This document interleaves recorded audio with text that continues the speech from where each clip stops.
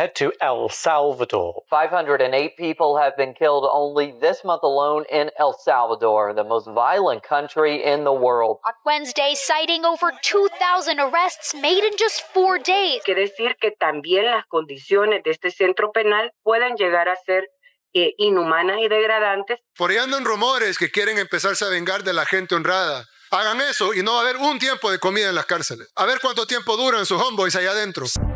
What if the cruelest form of hunger wasn't for food, but for a single moment of darkness? The real hunger begins when the lights never go out, when time itself becomes a tasteless meal you're forced to swallow forever. Think you understand deprivation? Then look at El Salvador, once the murder capital of the world. Now, a living laboratory of punishment, coded in silence and carved into steel. In this place, night doesn't fall. It hovers, like a surgical lamp hanging above a body that's still breathing. A reminder, some prisons aren't built to cage the body. They're built to starve the soul. They call me the outsider. I pay my way not with money, but with miles, with silence, and with questions no one wants to answer. This morning, the road spat me out in front of a wall, 9 meters high, topped with wire that hums like a warning. Behind it, 40,000 nameless shadows, tightening their guts like a man clutches a prayer. Out here, a coffee costs $1. Inside, a single bean would be worth a miracle. You don't smell chicken roasting. You hear the soft buzz of a fluorescent bulb that never dies. That sound is the new scent of survival. Picture the crisp crack of fresh bread. In here, that's the sound of a rib snapping. A cold tortilla takes the place of a family Sunday. A boiled egg. It's already nostalgia for a birthday that will never return. The guards don't need expressions. They wear masks like black moons. But it's the white light that delivers the true punishment. Not in years, not in cells, in endless hours, swallowed, digested, regurgitated by a ceiling that never blinks. So tell me, if light never let you sleep again, what would your soul truly hunger for? Look closer. The code has already begun. You just have to listen. They say a city dies when its sirens drown out the rooster's crow. But in El Salvador, even the sirens had stopped. By 2015, every sunrise brought with it the equivalent of a small village, gone. Swallowed whole by morgues too full to close. 103 homicides per 100,000 people. Imagine a national holiday where 103 coffins are handed out instead of flags. The refrigeration units couldn't cope. Bodies were stacked 2 per drawer. Death had run out of room, like a starving child facing an empty bowl. Barrio 18 and MS-13 were turning school buses into rolling funeral pyres. Widows outnumbered weather reports, and I remember walking through streets still wet with fresh graffiti. Each dripping letter whispered, "Oh, promise, a slit vein before sunset." Then came March 2022. They called it Black Weekend. 87 murders in 72 hours. Fear stopped being a feeling. It became architecture. It took shape in a decree, the state of exception. 7 months later, somewhere beyond the deforested hills, the code took on concrete skin. CECOT, a punishment fortress. 165 hectares of calculated rubble, 19 sentry towers, 9-meter walls with 15,000 volts humming through them. Enough to burn, nostalgia before it touches your skin. No visits, no exits, no nightfall, just constant light and silence. That's the code carved into its steel gate. Some call it barbaric. But for mothers who used to bury a child every week, it felt more like a vaccine. Delivered all at once, in one violent dose. The government now flaunts its honor board. 365 days without a single reported homicide. But behind that frozen number, I hear something else. A question. It buzzes like a fly against a light bulb. What happens to a society when its beating heart has been locked away, Behind layers of barbed wire and voltage? Have we cured the poison? Or just bottled it in a prettier flask? Your voice matters more than a courtroom verdict. Write your thoughts in the comments. A single sentence from you might carry more weight than 1,000 guards standing in line. Let's see if this code of silence still flinches when someone from the outside dares to speak. I read your comments. The doubts you leave behind still feel warm, like breath on cold glass. Then I turn the ignition key. The road to CECOT opens ahead like a dry throat, wide, cracked, and silent. First shock. License plates are scanned before the wind even reaches the windshield. If your number isn't in the book, they say. The pavement beneath your tires closes shut like a slammed verdict. From here on, your phone is no longer a device. It becomes a corpse. Signal jammers bury it alive. Even your inner voice gets scrambled. Only the mountains, far and old, can still hear your thoughts. I pass through the first checkpoint. My life is poured into a plastic tray. Wallet, pen, 2 coins with the faded face of a poet. The second checkpoint pierces deeper. An X-ray slides through me like a ghost through bone. My skeleton lights up in blue, a silent reminder that we are just calcium holding memories we don't want to remember. Then the third scan, deeper still. It searches for escape plans hidden in my organs. And I think of what someone wrote under our last video. Can justice devour the soul? In this place, the answer comes as a quiet electronic beep. The masked escort whispers under the door of silence, "Some serve 1,000 years." Then adds, "The code begins now. No name, no clocks, no meat." And I realize that paying to enter means leaving your identity at the register of the void. An old prison bus waits outside, a relic that never stops delivering lessons. Inside, shaven men, skin almost translucent under. Uniforms so white they sting the eyes harder than the sun they'll never see again. At every stop, a finger is pressed to the glass. A photo blinks into the phantom database. The machine hums. Identity confirmed. Exit date, none. And I wonder, what is the last taste to fade when you say your name out loud for the very last time? Is it the sugar from a piece of gum? The echo of airport coffee, stale but familiar? You, watching this, answer me. What is the one thing you would refuse to leave on the conveyor belt just before the gate slams shut behind you? Write it below. Every word will be a breadcrumb of freedom passed through 15,000 volts of silence. You just wrote what you could never let go of. I just understood that behind this door, every attachment dissolves under a light that never blinks. 32 identical blocks stretch out like pages of a book no one will ever finish reading. Each one holds 100 bare iron beds. No blankets, no sheets, nothing to absorb the sweat. Day and night are conjoined twins here. A single fluorescent bulb stays suspended overhead, grinding down retinas like a lottery ticket scratched past the point of hope. At mealtime, a line forms in perfect silence. Each silhouette receives the same offering: sour beans, sticky rice, a hard-boiled egg from yesterday, 2 warm tortillas barely holding their shape. A guard recites the presidential promise: no chicken here until every free family has theirs first. I bring the tray close to my nose. The metallic smell hits first, like train rails rusted and forgotten, a tang sharper than lime. This is hunger without flavor, more violent than fasting, the taste of metal instead of salt. In a corner, a blue barrel waits. It's the same water, for drinking, for washing, for rinsing bowls and bodies alike. Shower, toilet, and sink share the same 1 square meter. Modesty is compressed into a blink no one even sees. 23.5 hours of stillness, vegetating in a cage. Then, up, dry bell. 30 minutes of synchronized motion, stretches, squats, muscles screaming they still exist. It feels like a dance choreographed by pain itself, just to remind the bones they haven't turned to dust yet. And for those who forget the rhythm, there's the black box.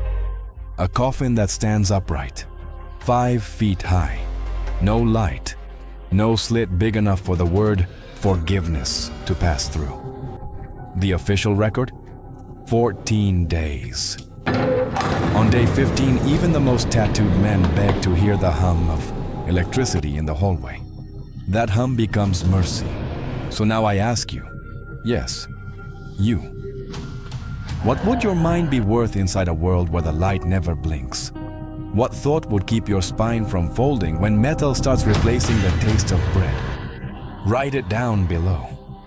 Maybe a single word left here in the open could feed someone in there better than all the tortillas in the world. The silence here isn't empty. It's carved into skin.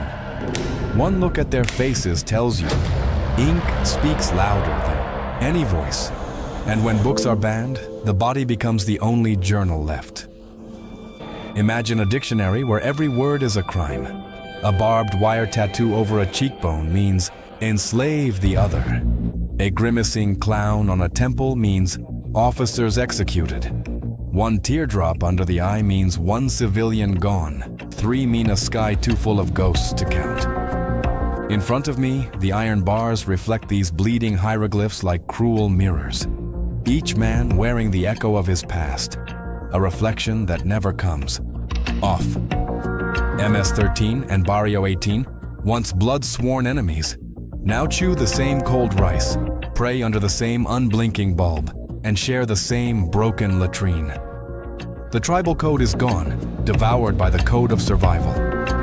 Here, loyalty only matters if it fits between 2 heartbeats. I walk past a guard who wears no mask, his face uncovered, his gaze direct. These men once played football with skulls, he says calmly. My bare face reminds them the rules have changed. They don't score goals anymore. His skin, stripped of armor, speaks louder than bars, proving that no tattoo can command fear anymore. Now tell me, if every breath you took had to be etched on your forehead, what symbol would you choose to carry forever? Think about that as you hover your thumb over the subscribe button. Every bell that rings lights a new lamp in our journey through the invisible codes of punishment. Turn it on now. Our next descent will take you somewhere. Gold burns the lungs, and mercury is traded like cash. Between you and me, that click leaves no scar. But it just might change the way you read faces from now on. My finger hasn't even left the subscription bell when a side door groans open. It vomits a man whose head has been shaved down to the skin. His tattoos faded like ink that's been begging under fluorescent light for too many years. Marvin Ernesto Medrano, 41 years old, founder of the Crazy Crimino clique. 30 lives erased like days peeled off an old calendar. His voice isn't deep. It's cold, like the stagnant water his cellmates use to wash everything, even their regrets. I ask him when his collection of deaths began. He doesn't answer with a date. He gives me an image. The day the 18s riddled my mother with bullets, I heard her blood hit the ground like drops of hot rain. From then on, every bullet I fired was a kind of umbrella I opened over my rage. I noticed something strange. He uses the past tense to talk about his hate, but the present tense when describing the sound of her blood. Proof that he still hears it, again and again, every night, echoing through these walls that offer only one soundtrack. When I ask him about remorse, he lowers his eyes. He admits to crying in the dark, even when the light never turns off. They think I'm dry in here, he says, but my tears learned how to fall without shining. Then he lifts his head, jaw tight. If that door opened, I'd do it all again. Out there, the smell of warm rice isn't enough to fill the space my mother left behind in the air. And you, on the other side of this screen, if the only scent left in your life was this saltless rice, would you forgive your own body for remembering the world outside? Let me hear your answer in one simple gesture. Press like the way you'd slam your hand on a table, just to remind yourself that you exist. Every thumb raised will echo here, even in the black box where Marvin now counts nights instead of years. Marvin returns to his iron bench, and I stay frozen in place, caught between two invisible flashes, his moist confession and the light that never dies. In other prisons, night comes like a torn blanket. Here, it's been strangled with bare hands. On the rooftops, still silhouettes clutch their T-65 rifles like someone holding the final note of a requiem. The guns sleep, loaded with rubber bullets, but the commander leans in. Silence hits harder than a shot. It drains the soul without leaving a mark. I look up. A marksman aims, not at inmates, but at the horizon. He's pointing at the outside world, as if to say, from now on, light belongs to the watchers. The guards live 5 straight days under this surgical brightness. On the 6th, they escape into their own darkness, rushing home to relearn dusk. In the gym, I see them lifting weights with the gravity of monks holding candles. They forge muscle to keep the mind from breaking when the sun's rotation has been confiscated. They too have forgotten whether it's Wednesday or November. Only their biceps testify to the passing of time. For the inmates, clocks have become thermal. A chill brushing their skin at 5 a.m. is their alarm. As heat rises, they guess it's noon, then fall again into that eternal white with no afternoon. The light here doesn't illuminate, it weighs. It falls on their eyelids like a liquid chain, sealing dreams, erasing the line between memory and hallucination. In such conditions, even the shadow of a sparrow cutting across a corridor skylight becomes historic. A living graffiti, a new code to decode. And then it hits me. The true cost of a pacified society isn't carved into electrified walls. It's hidden in the invisible bill that light presents to the mind. Each extra ray charges 1 more minute of consciousness. So I ask myself, how many days of unbroken brightness would it take to bleach the memories of the watchers too? The light keeps pouring over my shoulders as a new door opens. This one flanked by flat screens like windows turned into cold, liquid glass. Here, justice is delivered by video conference. An invisible judge, somewhere in an air-conditioned capital, pronounces centuries like weather forecasts. The accused, still cuffed, responds from his cell through a microphone. No hallway exists to connect voice and body. The sentence travels without disturbing the air, like an email sentenced to rot in the spam folder of eternity. I can still sense the marble presence of an old courthouse, but now the gavel strikes through, a screen so thin it could slice a throat. The guide murmurs, every syllable hitting like a shovel in dirt. If they ever leave this place, it'll be lying down. Their only exit door is called a coffin. I scan the numbers.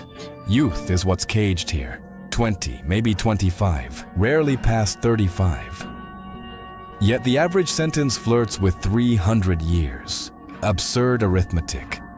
Like demanding men already blinded pay a debt in light. These extra centuries were never meant to be lived. They exist to remind us that time itself can be turned into a wall. What does a future look like when the horizon line matches the edge of a tombstone? I leave that question on your tongue.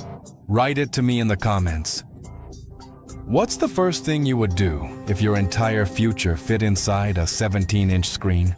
Could you breathe without lifting your head? Your reply, resting below, may weigh more than a courtroom verdict.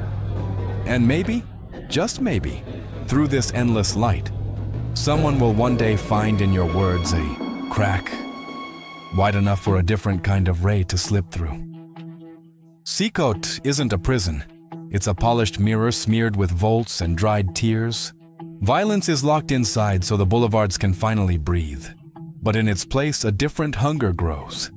The longing for sunlight brushing the back of your neck, for the scent of coffee drifting through a quiet kitchen, for the golden crackle of a chicken wing on a Sunday plate. Here, it's not the bars that imprison most. It's the minutes. They ferment like spoiled milk and eventually explode inside the heads of those who count them. Close your eyes for a second. If someone confiscated your dreams before even taking your flesh, how many days would your soul still sound human? Leave your answer in the comments. A single word typed here weighs more than any welded lock, because it travels beyond the walls no key was meant to open. If this journey stirred something in you, don't let the algorithm bury it. Subscribe to Millionaire for a reason and hit the bell now. Each new subscriber is a step deeper into the forbidden corridors we'll walk together. And share this video with someone who still believes light is always free. Let them feel how heavy it can become when used as punishment. Get ready. Our next stop takes us deep into the ruins of another kind of prison, one where punishment wears the mask of healing. In the heart of Afghanistan, thousands of drug addicts are thrown into so-called rehab centers, run by the Taliban. No medicine, no therapy, only cold floors, locked chains, and silence as a cure. What they call treatment, others might call torture. Click, share, and join us. Because in a world where pain is renamed discipline and suffering is repackaged as salvation, the most dangerous prisons are the ones that pretend to save.